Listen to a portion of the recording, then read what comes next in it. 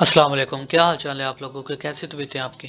तो देखें, ये जो है ना वीडियो एक बड़ी ख़ास है, क्योंकि हम लोग ये बताने जा रहे हैं आपको कि बिगिनर्स जो है ना, इस कितने दिन के अंदर जो है ना, जब बिगिनर कोई भी बिगिनर हो ना, वो जब ट्रेडिंग स्टार्ट करता है तो उनके माइंड में एक ही बात होती है कि हम लोग कितने दिन के अंदर प्रॉफिटेबल हो जाएंगे, हमें कितना टाइम लगेगा या हम कितनी इन्वेस्टमेंट इसके अंदर करेंगे जो कि हमें ना हर जो है ना डेली का दिन का पाकिस्तानी बंदे का ये होता है कि 1000-1500 बना दे बस डेली का, वही बहुत है। एक्चुअली में ऐसा नहीं है। ये जो ट्रेडिंग है ना, ट्रेडिंग बहुत ही जो है ना, जिसको कहते हैं कॉम्प्लिकेटेड चीज़ है।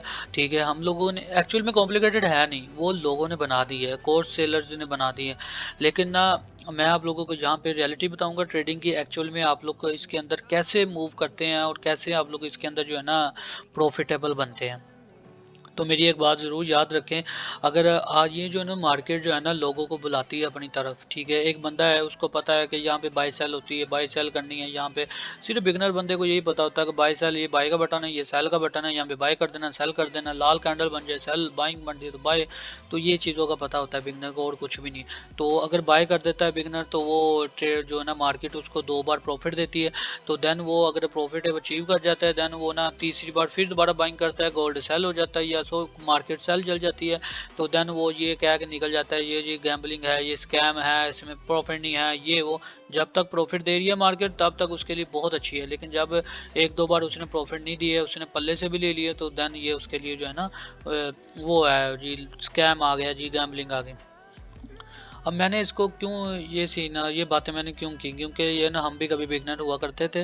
तो ये बात अभी भी मैं करता हूँ, जब भी आप लोग ना ट्रेडिंग स्टार्ट करते हो ना, कोई टेक्निकल मुश्किल नहीं है, कोई फंडामेंटल मुश्किल नहीं है, टेक्निकल सीखना जरूरी है। और टेक्निकल कोई इशू नहीं है, आप 2 महीनों के अंदर टेक्निकल सीख जाते हो। ट्रेडर जो है ना, वो मार्केट को कैसे मार्केट में सर्वाइव कर पाता है, जो सक्सेसफुल ट्रेडर होता है उसने ना, या तो वो कोर्स सेलर होगा, देन वो तो प्रॉफिटेबल ही है ना।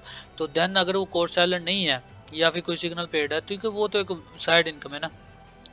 तो अगर आप ट्रेडर इसमें बनते हैं ना, तो आपको रूल्स ऑफ ट्रेडिंग का पता होना चाहिए, ट्रेडिंग के रूल्स कौन से हैं। अगर वो आप अचीव कर जाते हो, देन आपको प्रॉफिटेबल होने से कोई भी नहीं रोक सकता। देन आप प्रॉफिटेबल भला 3 महीनों में आ जाओ, चलो 6 महीनों में आ जाओ, या 1 साल में आ जाओ। ठीक है, ये बात झूठ है कि आप 5 साल के अंदर प्रॉफिटेबल बनते हो, ये 4 साल लगते हैं, 3, ऐसा कुछ भी नहीं है। जब तक आपको 1 साल भी लग सकता है। ठीक है, मुझे 2 साल लग गए थे, 2 साल के अंदर मैंने, खुदा का शुक्र है जो है ना, बहुत अच्छा अचीवमेंट की है अभी तक। तो कोई इशू नहीं है, ये आपको सिर्फ और सिर्फ मेनली पता होना चाहिए चीज़ों का, कि कौन सी चीज़ें कहाँ पे, रूल्स कौन से हैं ट्रेडिंग के। तो हम उसे रूल्स के ऊपर आते हैं, ट्रेडिंग के कौन कौन से रूल्स हैं। तो ये रूल्स जो है ना, उन बंदों के लिए है कि जो कि ना प्रोफेशनल इसको करना चाहते हैं, जो हैज़ ए गैम्बलिंग नहीं करेंगे। पहले वो इस चीज़ को सीखेंगे, देन वो इसके अंदर एंटर होंगे। ठीक है, रूल्स ऑफ ट्रेडिंग हम लोग सीखने जा रहे हैं कि कौन कौन से रूल्स हैं। तो ये हमें मार्क कर दिए। पहला रूल जो हम लोगों को मार्केट के अंदर आना चाहिए ना, वो एक ही है, मार्केट एनालिसिस। मार्केट एनालिसिस हमें आना चाहिए। ठीक है, मार्केट एनालिसिस का मैंने क्यों कहा जी, मार्केट एनालिसिस जो है ना यहाँ पे होना चाहिए। देखिए, जो मार्केट एनालिसिस है ना, मार्केट एनालिसिस आपको आने चाहिए। अगर जब तक मार्केट एनालिसिस आपको नहीं आएंगे, तो आप ट्रेडिंग में जो है ना टिक नहीं सकते, जो सर्वाइव नहीं कर सकते। अब जैसे कि मार्केट एनालिसिस का मुराद मतलब मीनिंग क्या है। अब मार्केट एनालिसिस ये है जी, यहाँ पे स्पॉट है। ठीक है, अब मार्केट एनालिसिस हम लोगों ने ये जो है ना, ये रजिस्टेंस थी। ठीक है, ये वाली सॉरी, ये रजिस्टेंस थी। ठीक है, तो यहाँ पे हम लोग लगा देते हैं एक्सपोर्ट, रजिस्टेंस लगा देते हैं, और ये एक्सपोर्ट है। ठीक है, ये भी रेजिस्टेंस है, ये रेजिस्टेंस आई है, देन इसको ब्रेक किया, देन यहाँ पे आई है, देन इसको टेस्ट किया और ऊपर निकल गई। तो ये हमारे पास है जी स्पॉट रेजिस्टेंस। ओके, ठीक है, अगर ये हमारे पास रेजिस्टेंस है, रेजिस्टेंस, ये हमारे पास रेजिस्टेंस है, कि टेक्निकल एनालिसिस है ना, ये रेजिस्टेंस है, देन ऊपर गई, तो ये स्पॉट बन गई। ये मैं इसको एक बार डिलीट कर देता हूँ। तो ये हमारे पास रेजिस्टेंस थी, ये हमारे पास रेजिस्टेंस थी। अब इसको इसने ब्रेक के कर दिया, और देन ये हमारे पास स्पॉट होगी। देखिए ना, अब ये चीज़ आपके सामने है, आपको पता होना चाहिए कि कौन सी स्पॉट रेजिस्टेंस वर्क करती है एनालिसिस के अंदर जो है ना, टेक्निकल। अब यहाँ पे रेजिस्टेंस हुई है, तो आप मार्केट ने इसको ब्रेक कर दिया, मार्केट ने एक नया हाई लगाया, देन यहाँ पे मार्केट ने स्पॉट बना ली, देन ऊपर निकल गई। ठीक है, ये एक टेक्निकल एनालिसिस है। अब आप लोगों का अगला रूल जो है ना मार्केट का, वो बड़ा बेसिक सा रूल है, ट्रेडिंग प्लान। ठीक है, ट्रेडिंग प्लान हमें आना चाहिए कि ट्रेडिंग प्लान एक्चुअल में है क्या चीज़ है। ट्रेडिंग प्लान एक्चुअल में क्या चीज़ है? ट्रेडिंग प्लान ये चीज़ है कि आप लोगों को जब तक ये ट्रेडिंग प्लान आपका बने ना आपका ट्रेडिंग के अगले रूल्स आप तक जा ही नहीं सकते, जब तक आपका मार्केट एनालिसिस के बाद ट्रेडिंग रूल ना आ जाए, ट्रेडिंग प्लान ना हो, सॉरी। तो ट्रेडिंग प्लान क्या होगा? ये जो स्पॉट है, ठीक है, अब यहाँ पे एक स्पॉट थी, ठीक है, आपने एंट्री की लेनी है जी यहाँ पे। ये मार्केट ने यहाँ पे घूम रही है, ठीक है, आपने यहाँ पे मार्केट ने घूम रही है, यहाँ पे घूम रही है, आपको पता लग गया ये रेजिस्टेंस बनाई है, ठीक है। तो मार्केट ने यहाँ पे, ये आपने क्या इंतजार करना है? इसके ब्रेकआउट का। जब तक मार्केट इसका ब्रेक ना करो आपने एंट्री नहीं लेनी है, आपने यहाँ पे नहीं लेनी, यहाँ पे नहीं लेनी, यहाँ पे नहीं लेनी। जब तक मार्केट का ब्रेक ना हो आपने एंट्री लेनी यहाँ पे, कि इसका टेस्ट हो देन ऊपर जाए, ठीक है। और आपका देख ले कितना अच्छा प्रॉफिट था। और ठीक है, ये हमारा ट्रेडिंग प्लान है। आपने यहीं पे एंट्री लेनी है, इसके बीच में रास्ते में एंट्री नहीं लेनी, ठीक है, यहाँ पे एंट्री नहीं लेनी, कहीं भी एंट्री नहीं लेनी, ठीक है। आपने लेनी है जो आपका ट्रेडिंग प्लान होगा, जिसका आपको पता होगा कि ये स्पॉट है जो है ना बड़ी स्ट्रॉन्ग स्पॉट है, तो यहाँ पे आपने बाइंग करके बैठनी है। अब तीसरा स्टेप कौन सा आता है? तीसरा स्टेप आता है जी पेशेंस।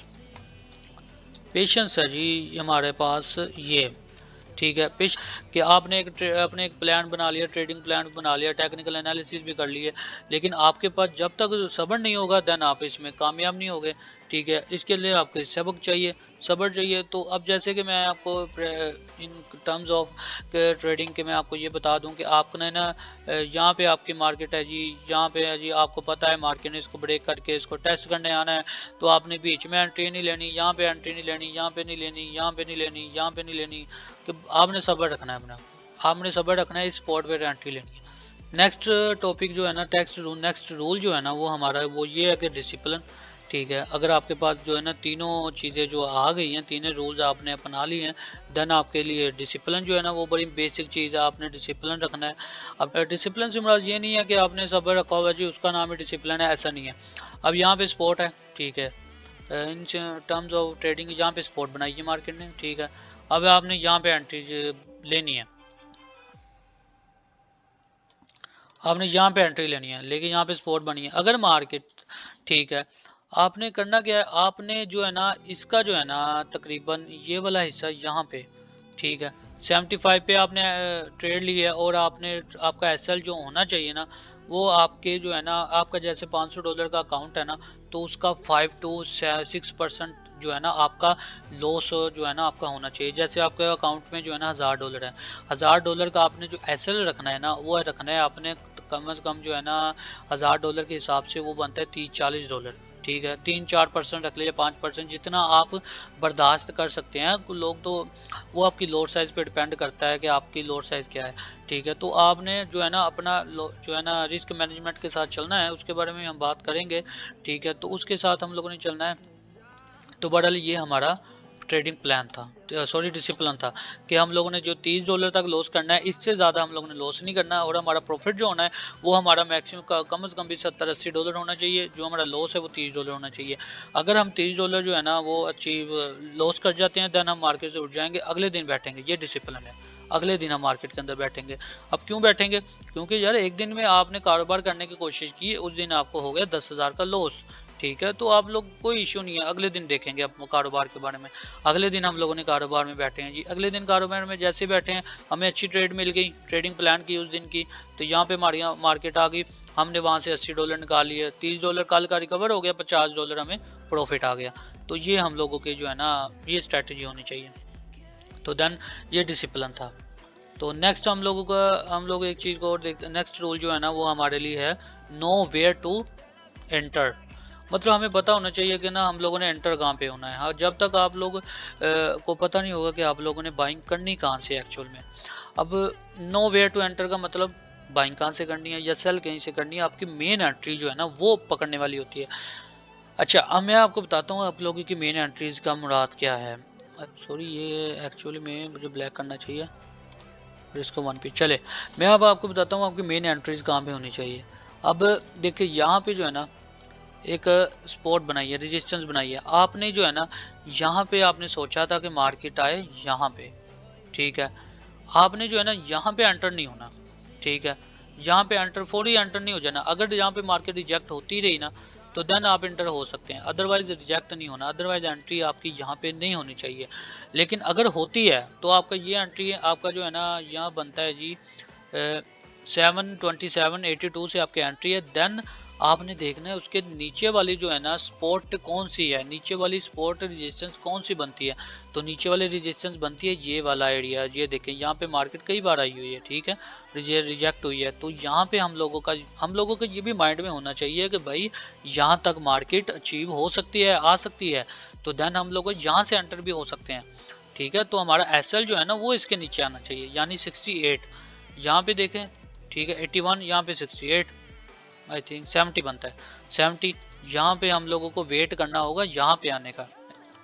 अच्छा, ये आप लोगों को इस चीज़ का पता होना चाहिए कि आप लोगों के ना ये ना एक्चुअल में टेक्निकल एनालिसिस है, ठीक है। ये अगर आप चाहेंगे तो मुझे कमेंट सेक्शन में बता सकते हैं, मैं इसके ऊपर एक और वीडियो ले आऊँगा। बहरहाल ये हमारे एंट्री पॉइंट होने चाहिए, हमें पता होना चाहिए कि यहाँ तक मार्केट विग लगा सकती है या शेडो बना सकती है, तो देन हम यहाँ से एंटर होना पसंद करेंगे, ठीक है। तो वेट करना होगा यहाँ तक। तो यही चीज़ें हमें लोग एंट्री कहाँ पर लेनी है, ठीक है। नेक्स्ट रूल की तरफ आ जाते हैं। नेक्स्ट रूल पे अपना मैनेज कैसे, रिस्क मैनेज कैसे करना है, मैनेज रिस्क। अब ये जो है ना चीज़ जो है ना बड़ी मुश्किल सी भी है, ठीक है। लोग अपना मैनेज रिस्क नहीं कर पाते हैं, ये पांचों चीज़ें हो जाती हैं बट रिस्क मैनेजमेंट नहीं करने आती। अब मेरे पास जो है ना, मैं आपको एक सिंपल वे में बताऊँ, मेरे पास है जी $1000। अब मैं इसके ऊपर जो है ना रिस्क लूँगा ना $50 का, सॉरी $40 इनफ है, ठीक है। $40 का मैं रिस्क लूँगा, ठीक है। अब यहाँ पे $40 का मैं रिस्क लूँगा, ठीक है। अगर मेरा $40 हो जाता है लॉस, ठीक है, ये हो जाता है माइनस, माइनस हो जाता है, ठीक। मेरा पीछे रह गया जी $960, $960, ठीक है। तो देन मैं जो है ना ट्रेड से उठ जाऊंगा, मैं अगले दिन अब अपॉर्चुनिटी देखूंगा, क्योंकि मेरी जो ट्रेड थी ना, अगर मेरा टीपी हिट कर जाता ना, तो मेरा टीपी का प्रॉफिट जो था ना वो था $80, यानी मतलब कि इससे जो है ना 2 गुना ज़्यादा। अब नेक्स्ट डे में मैं ट्रेड पे बैठूंगा, अगले दिन मैं ट्रेडिंग में अपॉर्चुनिटी ढूंढूंगा, ठीक है। अगर मुझे अपॉर्चुनिटी मिलती है देन मैं दोबारा एंटर होऊंगा, कितने भी डॉलर से, देन मैं फिर दोबारा मैं जो एंटर होऊंगा ना, तो मैं अपने रिस्क मैनेजमेंट के साथ $960 से जो है ना एंटर होऊंगा। अब मुझे पता है कि मेरा कल ऐसा लेट हुआ, तो मुझे एक ट्रेड अच्छी ढूंढनी पड़नी है और जो है ना फिट ढूंढनी पड़नी है। तो मैं यहाँ मैं बाइंग कर लूँगा, ठीक है। और मेरा जो है ना एज टीपी है ना वो हो मैक्सिमम भी $100 का हो, ठीक है। मेरा $100 मुझे यहाँ से आए, ठीक है। तो देन अगर $100 आते हैं तो मेरा अकाउंट चले जाता है जी कितने पे, ठीक है। अगर 100 पे नहीं $80 भी आपका प्रॉफिट होता है ना, तो देन तब भी ठीक है। अब मेरा अगर चले जाता है मेरा अकाउंट, देन अगर $100 मुझे प्रॉफिट आता है, देन मेरा जो है ना 1060 पे, अब कल वाला लॉस भी रिकवर हो गया और मुझे प्रॉफिट भी आ गया $1060 ऊपर। अब ये एक चीज़ क्यों हुई है, आपने मैनेज को रिस्क को मैनेज किया, कि अपना लॉस होता हुआ आप लोगों ने कबूल किया है। अब नेक्स्ट डे देखेंगे, ठीक है, तब आपने प्रॉफिट के लिए अपना लॉस भी रिकवर किया है, और आपने अपना जो है ना आपने ना खुद ये चीज़ बनानी होती है, स्ट्रेटजी बनानी होती है, जो कि आप दिन में 2 ट्रेड्स करें या 1 ट्रेड करें या 3 ट्रेड करें या हफ्ते में पूरे 2-3 ट्रेड करें, जब आपके मार्केट सेटअप पे आ जाए। तो ये होता है मैनेज रिस्क। तो देन जो है ना सबसे इंपॉर्टेंट चीज़ 7वें नंबर पे वो आता है स्टॉप लॉस।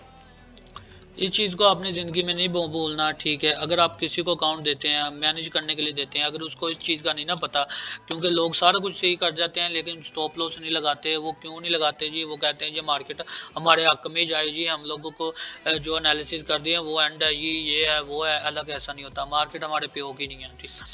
हम लोग जो है ना यहाँ पे बहुत बड़े वेल्स बैठे हुए हैं, जो कि शार्क पर बैठे हुए हैं, जो कि हम लोगों को तैयार बैठी हैं खाने के लिए। हमने उनका खाना नहीं बनना, हमने उनके साथ चलते रहना, ताकि हम लोग जो है ना उनके साथ भी खाएं बैठ के, ठीक है। तो ये चीज़ होती है स्टॉप लॉस, एक सिंपल सी चीज़ है। अगर आपने यहाँ पे एंट्री ले लिया है, ठीक है, आपने यहाँ पे एंट्री ले लिया, आपका जो है ना $1000 का अकाउंट है, यहाँ पे $1000 का अकाउंट है, ठीक है। आप चाहते हैं कि जी मेरा अकाउंट का जो रिस्क हो ना वो ना मेरा 3% हो जी, मैं 3% एक्सेप्ट कर सकता हूँ रिस्क अपना, तो देन ये आपका होगा जी, ठीक है। अगर 3% आपका कितना बनता है, वहाँ $30 बनेगा 3%, तो वो $30 आप लॉस करना है, हमने इससे ज़्यादा नहीं लॉस करना। तो यहाँ पे आप ना अपना एसएल लगा देंगे, ठीक है, या लॉन्ग में बैठे हैं तो आपने एसएल लगा देना यहाँ पे, ठीक है। और आपका जो प्रॉफिट है वो आप 60 पिप उठा लें, 30% या 60% निकाल लें, 6% निकाल लें, वो आपके ऊपर है, ठीक है, डिपेंड करता है। तो ये चीज़ है, हम लोगों ने स्टॉप लॉस पता क्यों कहते हैं कि स्टॉप लॉस लगाना चाहिए, रूल्स में क्यों शामिल है? स्टॉप लॉस इसलिए रूल में शामिल है क्योंकि भाई जब मैंने ये कई बार ऐसी कंडीशन में देखी है, जब भी मार्केट बाइंग पोजीशन के अंदर हो ना, तो आपने स्टॉप लॉस के बगैर काम नहीं करना। क्यों? क्योंकि सेलिंग हमेशा एग्रेसिव आती है, बाइंग हमेशा आराम से होती है, ठीक है। जब भी सेल, यहाँ पे आप लोग अगर देखो ना, तो मैं आपको एक सिंपल वे में दिखा भी देता हूँ, ठीक है। तो ये चीज़ देखें, जब 1 2 3 4 5 6 7 8 8 कैंडल में मार्केट ऊपर गई है, ठीक है, 8 कैंडल इसने बाइंग की बनाई है, बाइंग को शो की है, लेकिन आई कितनी कैंडल्स में है? 2 कैंडल में, 2 कैंडल्स में नीचे आ गई। तो बात समझ गए होंगे मैं जो करना चाह रहा हूँ। सेलिंग हमेशा अग्रेसिव होती है, बाइंग हमेशा लेट होती है। यहाँ पे देख ले, 1 2 3 4 5 6 7 8 9 10 11 12, 12 कैंडलों में ऊपर गई है। आ कितने कैंडलों में गई है? 3, 3 कैंडलों में ही उसने वो उठा के फेंक दी, ठीक है। तो ये बात है कि आपने जब भी बाइंग पोजीशन में बैठना है तो एसएल के बगैर काम नहीं करना। अगर नहीं कर सकते हो तो देन आप मार्केट से निकल जाओ, अगर इनमें से कोई भी चीज़ आपकी नहीं हो रही।